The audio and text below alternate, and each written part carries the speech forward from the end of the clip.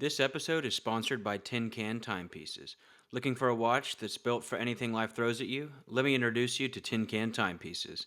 This is more than just a watch, it's a commitment to quality and purpose. Tin Can Timepieces is proudly based out of Georgia and is owned and operated by an active duty U.S. Navy submariner. That's right, a company built on discipline and precision. Every watch they create is handcrafted and features reliable automatic movements, ensuring you get a premium, quality feel with every tick. Whether you need a rugged diver or a classic dress watch, Tin Can offers an assortment of styles for every mission. Tin Can Timepieces. Hand built for purpose, built for the depths. Dive deeper and check out their collection today at tincantime.com. All right, good afternoon, everyone, and welcome to the pod staff. With me today, I have Miss Deb Gardner. Deb is a Guinness World Record swimmer, author, former sports broadcaster, Miss America winner, and global keynote speaker who joins us today as the ultimate performance expert to help you get off the block and dominate your life. Welcome, Deb. Just share a little Thank bit you. about yourself for our listeners. Thank you. I'm delighted to be here. Awesome. Well, I want to get started by talking about just your swimming because I think that's like a super cool thing. Like I've never had a guest on that's a world record holder of anything, so I wanted to just highlight that because that is insane. If I get this wrong, correct me, but a world record swim on the Catalina Island Channel for 21 mile swim. Is that correct? Correct, yes. And I didn't start out as a record-breaking world record. That's for sure in my life, but certainly has been fun to finally land it, which is what we usually say in the swimming world. Open water swimming is you land it when you finally reach land. But yes, it was 21 miles. Most of it was at night.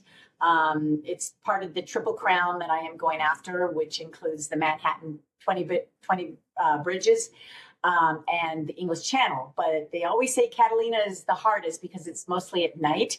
So at least I got the hard one out of the way.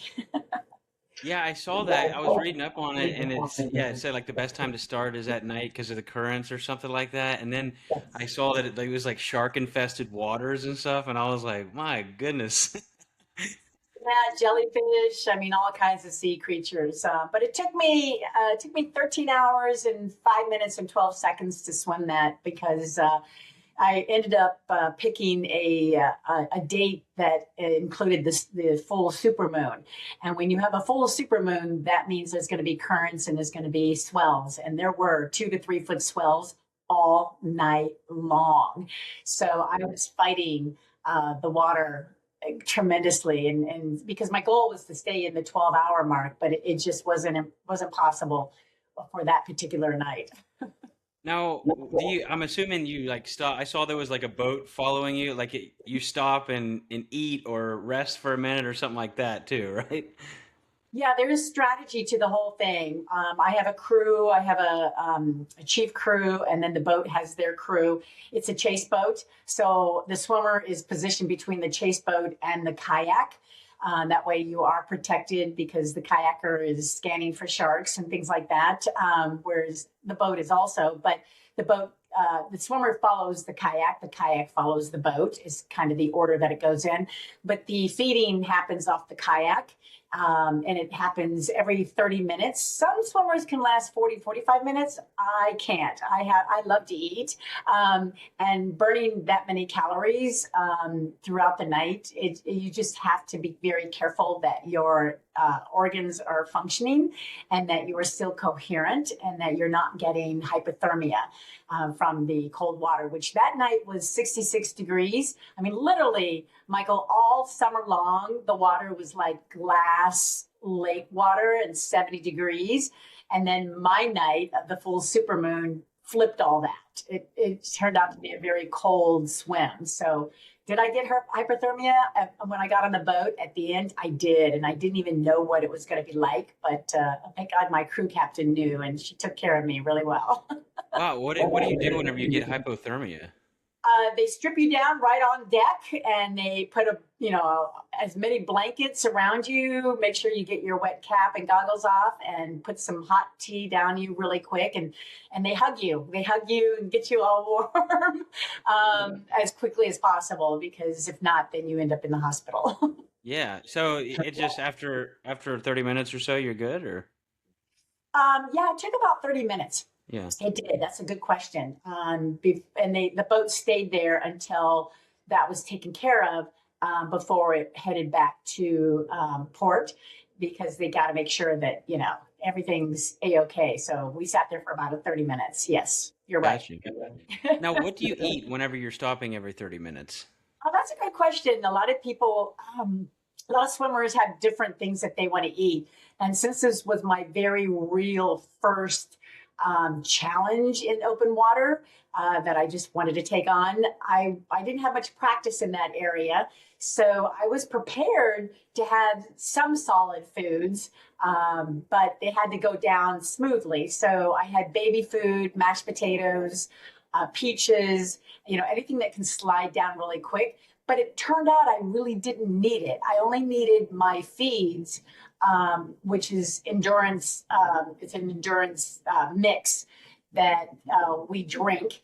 And we put it into hot chocolate so that my core can stay warm. And that was a perfect choice. I never experienced that before, but my crew captain said, put hot chocolate in there. And sure enough. And then you've got the goo. I'm sponsored by Hammer Nutrition. So I got a lot of goo, which was flavorful. So, and then, you have these little treat waffles. And so the kayaker surprises you each and every time. So it's kind of something to look forward to. Like, you're a kid waiting to put your hand in a cookie jar. It's kind of that feeling. So I always looked forward to the feed. And that's pretty much how I treated the whole strategy. I just swam from feed to feed to feed without trying to look forward to the lights on land. As close as it may look, it was still pretty far. Yeah.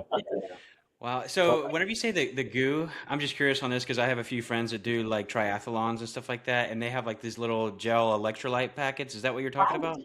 Yes. You've Okay. got the electric lights, you've got the goo, you've got other nutritional mixes, and you kind of just have to find out what works for you. It's kind of a trial and error process, but I learned a lot from it and know what I need to do next. Yeah. That's awesome. Yeah, I've seen a few people on like when the marathons are on TV and things like that. I've seen a few people that did not find the right foods for themselves, and that ends up being a pretty messy situation. Yeah, you do. And it's funny because I wasn't expecting this, but the observers, I had two observers on boat, and each time I took a feed, they would ask you, "Are you peeing? Are you peeing?" In Europe, they're all like, "Are you weeing? Are you weeing?" Because they need to test you to make sure that again your bodily functions are working. And then they'll give you the finger test. They'll give you the finger where okay, I'm going to give you three fingers. You tell me how many more fingers it's going to take to get to five. And so if they put three up, I've got to put two up. I can't say it. I have to follow their instructions and put the fingers up. And that way they make sure you're okay too. And as far as the feeding is concerned, the boat never stops. It never stops. It slows down for your feeding. So I have to flip on my back and chug while I'm still kicking. So that way I'm still moving. So there's no stopping whatsoever, even during a feed. Now, when you do something like this, it sounds like there's just like tons of people that you need to have in place, and like you have to have the boat and the kayaker and all that. Like, does Guinness World Records pay for that, or is this like self-funded? Yeah, no, it's all. I have sponsors and self-funded for sure. Yeah, and my sponsors are throughout the entire journey. I couldn't do without them. Dare to Retire is a financial wealth company that I really enjoy working with. Hammer, Red Equipment, and there's so many more that I love to partner with, and that really helps. So I had about 12 person crew, and you pretty much have two of everybody. You have two kayakers, two observers. You have two of everybody except the chef. The cook, there's only one. And the reason why is because they have to go down into the cabin and sleep through the night. So they're on a 2 to 4 hour shift because it takes 13 hours. So they can't survive that whole time. But because they're constantly working, every time I took a breath, and I'm one of those fortunate swimmers that can breathe on both sides. That's just the way I learned back in the my swimming pool days. So I would watch, and the super moon, was bright enough to where even my kayaker didn't have to have the headlamp on, so I could see her face. So it was really cool because I could see her preparing the feeds, and then I could see the people on the boat preparing for whatever else they need to do. So I don't even really know what they do. I'm supposed to only take care of my part, but the best thing is we're just an entire team. I couldn't do it without them. I was really really lucky. I had a great crew. Yeah. Yeah. That's badass, honestly. That is really cool. It was interesting, and it was frightening at the same time, especially because when you first get there, you're there about 10:30 or 11 at night. And the one thing I'm thinking is, any normal human being would be on the couch, watching Netflix right now. And here I am out in the middle of the Pacific Ocean, getting ready to dive in all by myself, nobody else out there other than I saw a cruise ship. I saw some other boats. And I think there was another swimmer out there with one of the other boats, but it was interesting. So you can't go all the way into the island with the boat. So I have to swim, like a football yards down to the beach, and you have to literally get out of the water after already diving in, and it's cold. So I got out, and then as soon as my feet or my toes hit the water, I have to hold my hand up, and then once it hits, I bring it down, and that's when the clock starts. So you start diving in. Of course, I'm faced right off the bat with a lot of kelp in the way, and trying to swim through that. I'm like, oh my gosh, I hope this is not all the way, but it did clear out finally, and then finally met up with the boat, and then the boat starts taking off with me. Wow. That is incredible. A lot of videos, a lot of pictures on social media. We did a live feed, so that was really fun. My videographer, photographer Trey Hernandez did a fantastic job, and people were up all night watching this thing. Well, It was, people that cared about you are just like wanting to make sure you're okay too. yeah, especially my parents. They didn't sleep Yeah. at all that night. Yeah. Well, and that's what I wanted to get to next. I saw that you have a very tight-knit, close relationship to your dad, Mm, who I correct me if I'm wrong, but he's a veteran. yes. And just tell me a little bit about your upbringing and how that relationship with him just like kind of got to where it is today. And I know you dedicated some of the swim to him and stuff like that, or if not all of it, but tell me about that.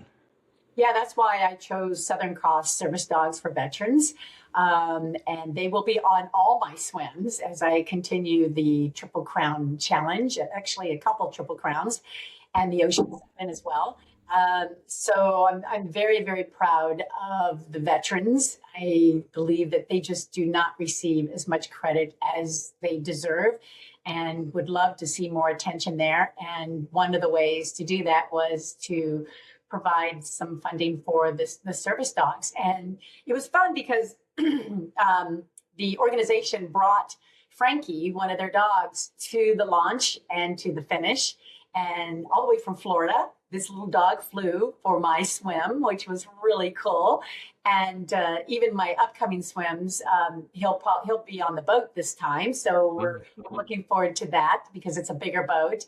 But yeah, my upbringing, I am a Marine brat and proud of it, and was brought up in one of the hottest cities in America, Yuma, Arizona, where it averages about 115 a day, right? And that's how I learned how to swim because it was so hot. I just went down to the John F. Kennedy 50-meter Olympic-sized pool and learned how to swim across the short end, which was 25. I'll never forget my very first tryout for the team. I went clear across, and went very fast because I, for some reason, thought a shark was following me, and cried after I got out and said, I'll never do this ever again. But the next morning, I woke my parents up and said, hey, I got to go to swim practice. I don't know what clicked or what changed, but I've been, swimming ever since. And in Yuma, we actually did live in a 16-foot aristocrat trailer, and it didn't have any bedrooms. I didn't have a bedroom because there was no bedrooms, and there was no closet for my school clothes because there was no closet. As a matter of fact, our refrigerator was on the outside of the trailer, and we always said we were glad the swimming pool was nearby because we didn't have a bathroom inside the trailer. So, I saw on yeah, your website it said, yes, I peed in the pool. well, we all did, right? Yeah, there's no doubt about it. But that's how I learned how to swim was in Yuma. And as a Marine brat, you move around a lot. And then my dad got into basketball coaching. He's always been very supportive of my swims, even to this day. Both my parents are. And so everywhere we moved, I would always find a pool, which really relates to my travels today. I mean, I just have a cap, goggles, and swimsuit, and whatever pool I find. The USMS, United States Masters Swimming Organization, does partners with the YMCA. So it's really cool that, wherever I travel, all I have to do is find a YMCA and get in. So it makes it easier for me. But especially at my age, I am 66, going on 67. I'm probably one of the only women in the world that admits her age. And yet I'm proud of it, because as my body starts aching more and more, I tell you what, there is nothing more than swimming to make it feel better. That's awesome. Yeah, I think like you always, I think that really to me kind of makes one thing on your website stick out to me. It said 85% of people keep peeking into other lanes and eroding their confidence and focus. And I feel like for you, that lane in or in one category of that lane for you is the swimming, to where it's like you're not letting age or aches or just whatever. Like that is your lane, and that's what you did ever since you were a little girl, and you said, "Hey, I need to go to swim practice again," after thinking you weren't going to do it. So that's very Yeah. commendable. Yeah, and it wasn't always that way, Michael. I mean, literally after college, I quit swimming. I literally quit for about 10 to 12 years because I was struggling in college. I mean, I was a walk-on. Yeah, yeah. I actually quit swimming, missed the 1980 Olympics because of the boycott, and so many, other events, Pan Am Games, and it was just very, very frustrating. So I thought I would get into the corporate world. And there, once I got in the corporate world, I experienced being broke, rejected, depressed, fired, but all before I was 25. So I got hit hard with the reality of life after swimming. And so I actually call them belly flops. I've had many belly flops and in my life, just like the ones that when try to make that commit to that perfect dive into a pool and you end up, a belly flop, and it stings, but those stings teach you a lot. So I thought, you know what, those belly flops are going to follow me everywhere. So I might as well get back in the water. And so I did. I got back in the water, but discovered open water as my real passion. So it's kind of interesting when sometimes let things go. A lot of people say, never quit, never quit. But sometimes you have to. I believe it's okay to stop what's not working and choose something else. And you brought up, my lane, and that's my whole brand is own your lane. And sometimes that lane you're in is not going to work for you. So you've got to change lanes, because I've always heard stay in your lane, stay in your lane, stay in your lane. It's like, yeah, but we never did that in swimming. We'd always change lanes. If somebody was, slow and they're kicking us in our face while we're trying to pass them, no, we're gonna go to the next lane. Just like when people are on the freeway, you're driving behind a slow person. Are you just gonna stay there? That's not working for you. You might as well change lanes and get into the faster lane or exit, get off. So it's okay. And I think a lot of people struggle with that, Michael. People think I got to keep trying. I got to keep trying. But if it's not working, you got to get off. You got to change it. And so, but whatever lane you are in, you got to own it. You got to totally own it and utilize it to the best of your ability and everything. And that's where if it doesn't work, yeah, change. But until then, do what you can, do your best in that lane. And so when I came back and discovered open water swimming, I've totally have found my lane and I'm owning it now. For That's sure. awesome. So yeah, I guess the concept really is stay in your lane, and don't peek to other lanes while you're in your lane, but have a realistic goal maybe in mind, to say, all right, if I put everything I have into it right now and it just doesn't pan out by this date or by this milestone or whatever, then maybe I should look to switching. And that's a hard balancing act to do. Like I was Yeah. actually just watching Shark Tank yesterday, and it was very sad but very like comforting almost, that this lady came in and she had been in this lane, for a product that wasn't going to work, and she'd been doing it for 10 years. She had put $1 million of her own money, and that was all she had. And unfortunately, no one wanted to invest, and they said, "Honey, you just gotta switch products. You're a great entrepreneur. You've just got to switch the lane." Right. And that's a great example, Michael, because until you recognize that it's not working for you, yeah, you got to change lanes. But once you do, you got to own it. You got to do your best in there and do what you can, but recognize when it's not working. But also, like you said, doing what other people are doing is not going to service you. You've got to do what your knowledge, your wisdom you bring to the table, your skills, the techniques that you have learned along the way in your life, and utilize it. But doing what other people are doing, no, you're just wandering into their lane, and that's not going to serve you. I have just a question that personally I wanted to ask you. Okay. Is you said, before, that you had belly flops, tons of them. By the time you were 25, you experienced like all this stuff. I just turned 27 last month. Okay. So my question for you is, at 27, like, just to give my generation and people my age hope, to where, like, if everything's not great or perfect right now, like, what's your advice to, that 25, 27 year old, Gen Z, or let's just say, Yeah. and from going there to all these belly flops at 25 to Yeah. now being pretty much very famous and speaking everywhere and doing all these swims, and almost just kind of having like a fearless mindset. Like, did you have that at 27? Well, that's a very good question because I always think, well, gosh, if I can go back to when I was 27 and know what I know now, I mean, I would be on top of the world even more so. And that I'm so glad you brought that up because it's important. I mean, I wish I had somebody ask that question to, and I heard the answer when I was 25 or 26 or 27, because it's like, but at the same time, I don't think we really listened to people that were older, like our parents and things like that. It's like, oh, mom, dad, what do you know? Well, now we're at that age and it's like, oh, now I get it, right? So I want to just say the best thing about belly flops is not to ignore them. Don't just like whisk them under the carpet and forget about it. Actually learn from them.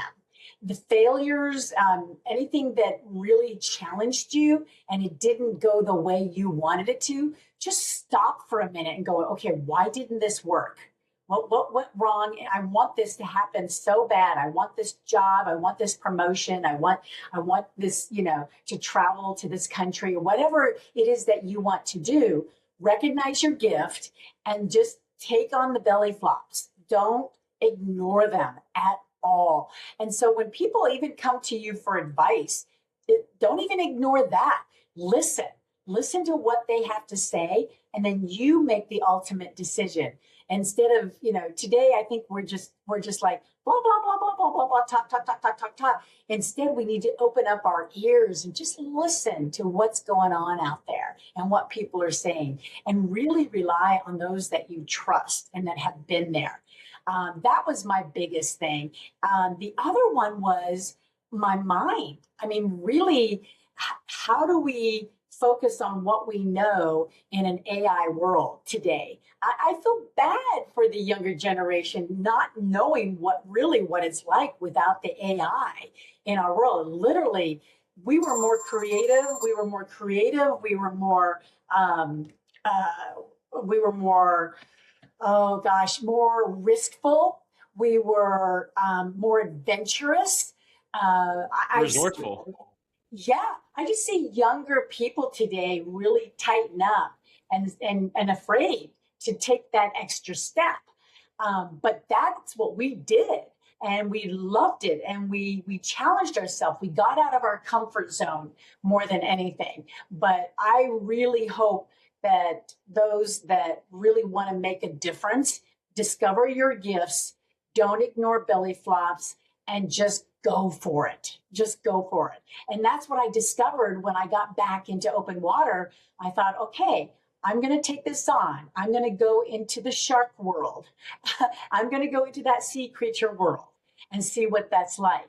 And, when it came to Catalina, there was never any incident for sharks or anything like that in the 100 years that there's been swimmers out there.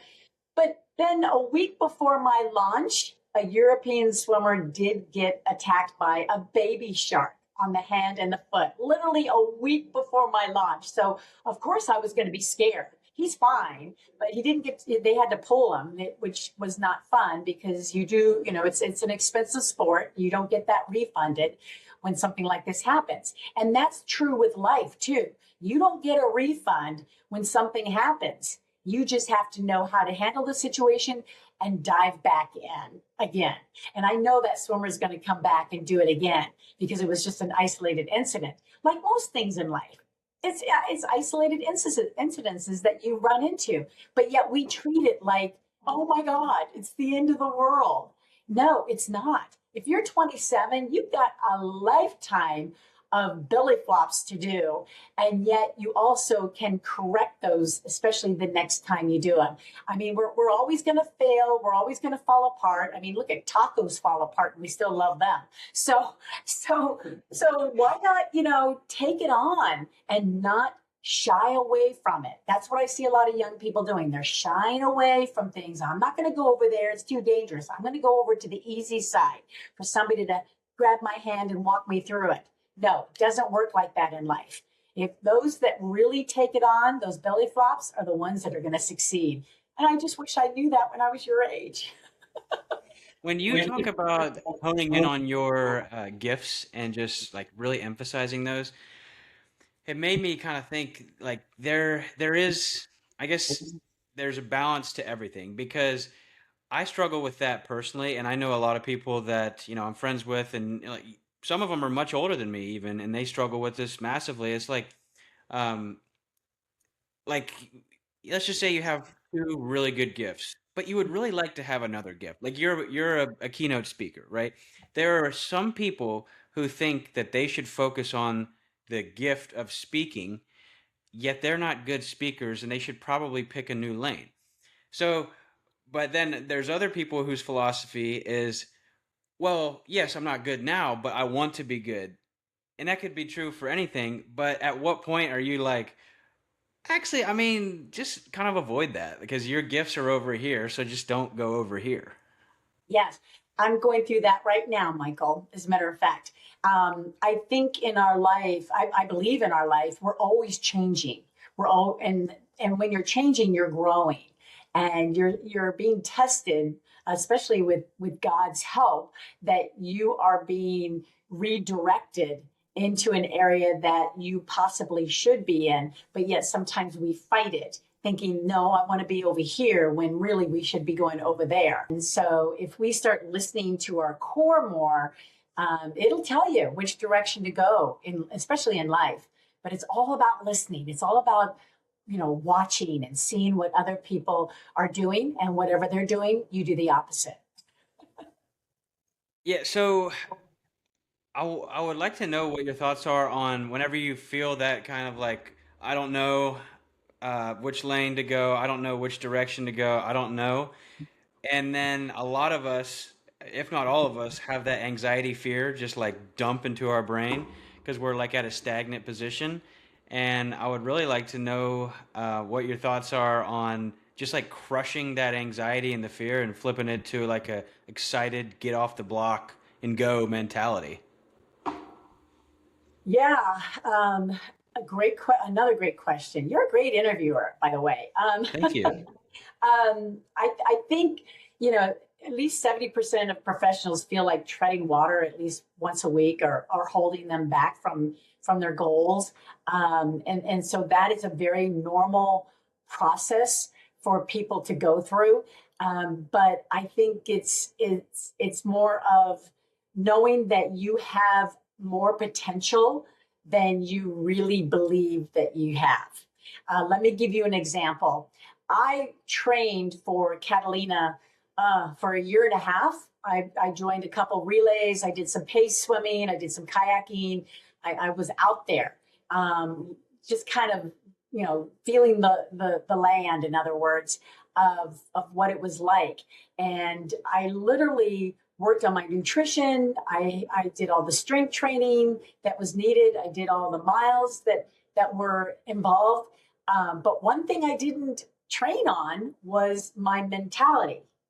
And so when I was in the water, and the water was, the waves were just slapping my face, like, and I was just cursing like a sailor all night long. It wasn't until the 6th mile, when I got to the 6th mile, I said, I've had enough. This is not fun. This is not what I expected. This is not what I signed up for. At least it wasn't like that in the brochure. But it was like, what do I need to do then? What do I need to do? Because I'm either going to sink or swim. It's got to be one or the other. But yet you have to start expecting both, especially when it has to do with your life. Some things you're going to sink, some things you can swim through. But if I didn't do something by that 6th mile, I wasn't going to make it. And the last thing a swimmer wants is to be pulled. You never want to hear the word, we're pulling you. That's one thing you do not want. But I felt like I was getting a little close to that because I was just getting exhausted with all these swells that kept coming at me. And I thought, well, it's there's 100% resistance out there. Water is 100% resistant. And if my body starts feeling resistant, what do I have left? And that's where I went, wait a minute, I've got my mind. I've got my mind. What can I do mentally to keep myself going? And then I remembered my dad sharing stories, which he always did as a kid. When we lived in that little 16-foot aristocrat trailer, one of the stories he shared with me was when he was a pilot, Vietnam pilot vet. And he said, if we ever got shot down while in Vietnam and the enemies took us, we're going to be put into a box, like a small little jail. So they had to train how to survive in a box, like entertain themselves, talk to themselves, play games and things like that. I remembered that story at the 6th mile. So I went, wait a minute, if my dad had to train that way, why can't I? I've got plenty of time out here and in order to train in this box, the ocean that I'm in. And so I started playing games with myself. And since it was a full supermoon, one of the games that I played was that my arm, I had to breathe really far, not the typical way, but because of the waves, I had to turn my head a lot farther than usual. So I would turn it even more. And as I was swimming, I'd turn my head and I'd look at the moon. And I'd put my head back in and I would turn this way and I would put it, look at the moon. And I kept doing that back and forth, playing this mind game with myself. And then I thought, wait a minute, I'm actually feeling grateful because I would start thinking I'm the only one in the world right now able to have, that opportunity to see the moon, that view that nobody else can see. I mean, literally, I'm the only one that had that view. And I started appreciating that mind game that I was playing with myself. And so before I knew it, it was time for another feeding. So your mind really can play a part in how you want to approach your life in succeeding in your life. The other game that I played was I saw this cruise line go by, and I knew it was a cruise line because they were all lit up. That there were all lights, and I thought at first I thought, I'm jealous. They're on there partying, drinking, dancing, having a great time. Well, my party is not so much fun. But then I thought, wait a minute, I can have a party. So my next feed, I said to the kayaker, I said, hey, throw me my margarita. So she's like, what are you talking about? I'm like, let's have a party. And she's like, okay, woo-hoo. We started, talking that way and started singing songs and playing. But then the last game that I was playing was the swells were so high that when I breathed, I would look at one as it's approaching and I would make a decision. Do I put my hand over the wave, through it, or under? And sometimes I would lose on that one, but I would play this game every wave instead of looking at like, oh my God, it's coming toward me. I thought, oh, okay, how can I approach this? So those were the three games that I started playing. And before you knew it, Michael, all of a sudden the sun started to rise.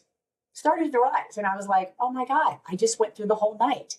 And it was like a whole brand new day when the sun was coming through. So really your mind is very, very powerful. It's just a matter of taking advantage of it, especially in an AI world.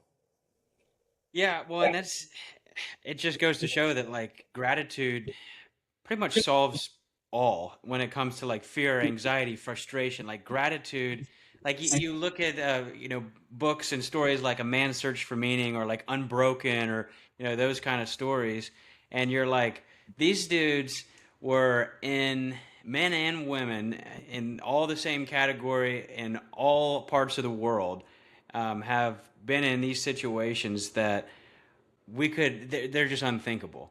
Yes. And then you hear these little stories that go, they start generations before us, and then we're still reading them and watching them and things like that. And it's all surfaced around gratitude. Yes. Yeah. Bottom line, that's what it comes down to. And it's just a matter of believing in yourself and taking your gifts, which are even more powerful than your talents. And one of those gifts is your mentality, and to really put it to work for yourself. And all of a sudden, gratitude shows up. It's so true. You're spot on about that. Yeah. Yeah. Yeah, absolutely. Oh, I do want to talk about your entrepreneurship journey. I just started mine, I guess, with the podcast, but I have another business that I actually quit my job to go full time in. So I'm really interested in entrepreneurship. I'm really interested in your take on it. And also, for you, a lot of that entrepreneurship is your speaking, and your messages to folks to get off the block and go. And I've watched probably combined a good 45 minutes of just a bunch of your speeches, and all of them just make me want to get up and like run. And I don't even like to run. That's great. Well, as our friend Joel Zeff says, ta-da! I always say splashtastic. But yeah, it is about having a positive attitude to bring to the stage. And I love my speaking ability, which I always knew as a Leo. I always knew I would want to be on stage. That's why I started the broadcasting, sports broadcasting, back in the day when women weren't even giving football scores. But switching to motivational, more inspirational now because of my story. That I really do enjoy the speaking side, but as when COVID hit, though, we were all forced to give up those gigs, which was not fun to do, and start something else. And as an entrepreneur, you have to learn to pivot. You have to learn, to get off the block and go when situations arise. And part of that is pivoting. And when COVID hit, and my speaking business went to zero, I started a podcast, Hospitality Today Live, for the hospitality industry. But I also started a home watch business. Yes, I flush toilets. That has to do with snowbirds in Arizona that they were in lockdown. They couldn't get to their second homes here in Arizona. So I started a home watch business, and I'm still 6 years running with that. And it's been really fun because it's the same clients, and they're never home. So it's one of those dream jobs that a lot of people don't know about. And I think the creativity to start that business to where it is now, I'm very proud of myself. It was a very short, unexpected situation, and I keep it going and keep it small, but I enjoy it tremendously. It's allowing me to utilizing my hospitality skills in a different format, and that's the key. Entrepreneurship is wrapped around your gifts and your talents, your the techniques and skills and you can take it any direction you want. I also have an online B2B business for the meetings and events industry called Planspire. And we're still working on that now to get that up and going because, of course, business online is something I wanted to dab into to learn more about. So I've got three businesses going on at once here. And now all that trying to coordinate around all the training that I have to do has been quite a challenge. Quite a Yeah. challenge. But I think the key here is to take what you know and develop what is the need out there, not a want. There's a difference between a want and a need. You have to really know that it's all about the need. For example, I'm going to put you to test on this, Michael. Let's say a lawnmower. If you had a lawnmower, is a lawnmower a want or a need? To me, it's a need. Actually, it's a want. And the reason why it's a want is because you want to cut the grass, but you don't have to use a lawnmower to cut the grass. You can use scissors. You can use other ways. Here the example. Yeah, get it? So, is a lawnmower a good invention? Well, yeah, but at the same time, there's other ways to you can always get rid of the grass or, and put rocks in and things like that. It's not really a need. It's a want. So what is the need to cut that grass? That's still up for inventions. But know the difference between a want and a need. But I think the young gens today and the Zs, I mean, there's so much opportunity and so much invention that can take place out there. And I believe that is the way to go. Once I left corporate into entrepreneurship, I never looked back. How about you? Are you enjoying it? I'm loving it. Yeah, I've always been told I've always been, a top performer in sales. So like I've always made companies very happy. Um, However, I don't think I've ever been told, Michael, you are a great employee. I think there's a difference there. Yeah. And I think that's because I'm always thinking about, what could I be doing with my time? If I can get done in 4 hours what other people can get done in 8 hours, then why don't I spend the other 4 hours on something else instead of sitting here and like just that's just kind of how it goes for me. And now I'm living that, and it's wonderful. And we actually have our one of our first clients.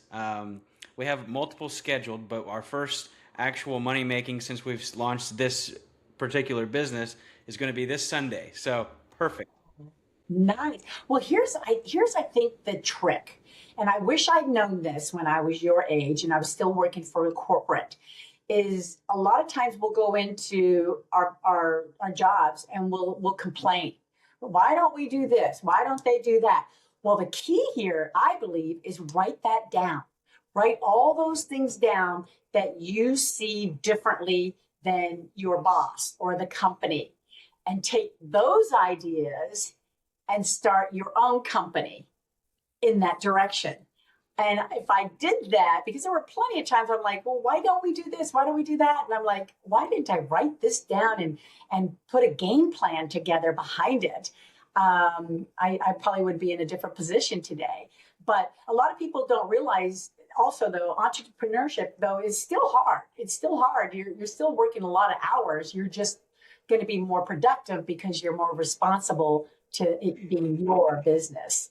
That's the key for me because I've noticed, I'll work 60, 80 hour weeks to kind of get this thing launched and off the ground. And, but all my time is accounted for. It's none of my time is sitting kind of scrolling on a computer. It's just all accounted for. Entrepreneurship, I think, is the way to go today. I really do.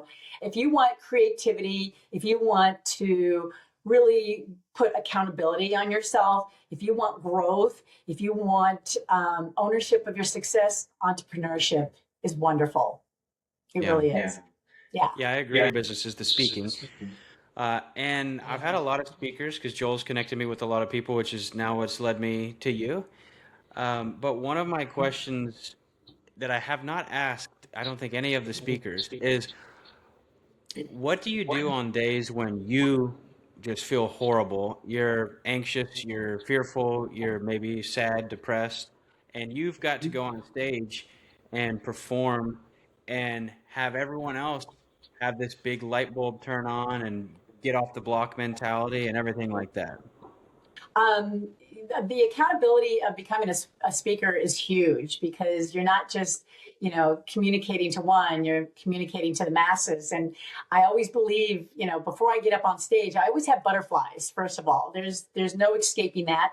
As a matter of fact, butterflies are beautiful, so I invite that. And so however I am feeling, if sometimes I remember getting a text message before going on stage, when my parents lost, it was a heartbreaking text that my parents lost their 13-year-old little Shih Tzu Bailey, and it was like right before I went on stage.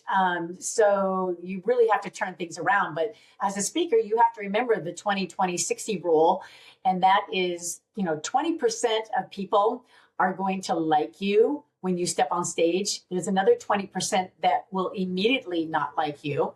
And then yet there's the other 60% that you have to convince. And they don't know yet. They haven't heard your message. They haven't seen you, how you approach things.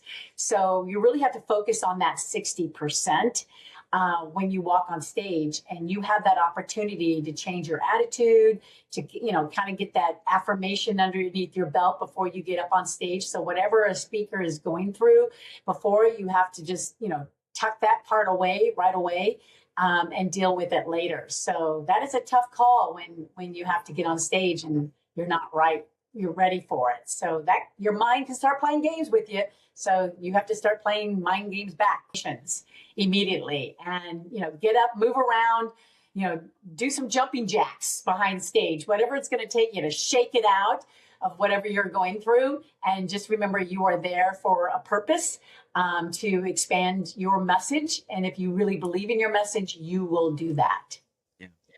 Yeah, and I've never seen you in person, obviously, for one of your messages. But what I did notice that really stuck out to me, I even wrote it on my little notes, is just one of my couple of bullet points. Is I don't know that have ever been able to see through a screen someone giving a speech, walking through the crowd, and seeing like genuine like love and care on their face whenever you're walking around, like basically interacting with people during your speeches. And you can just tell even by watching on a screen that in that moment it's you and that person and there's no one else around.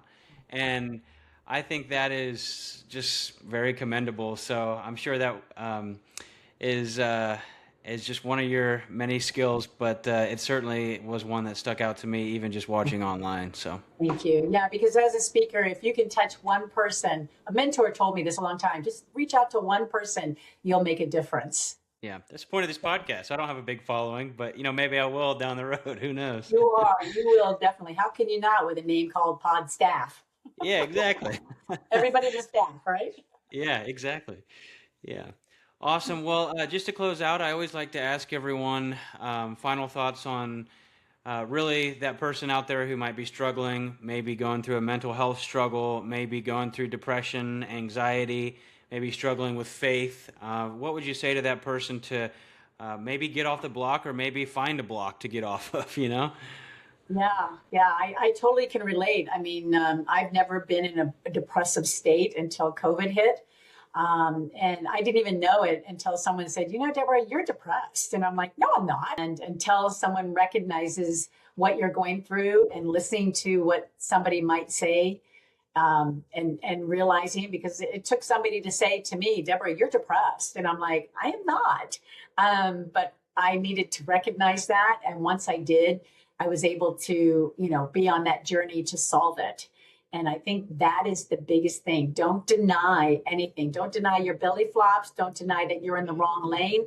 Don't deny that, you're more of a talker than a listener. I mean, always know we all want to be right, but at the end of the day, it's better about solving the issues that you might be going through, and to know you're not alone, to reach out and to talk about it.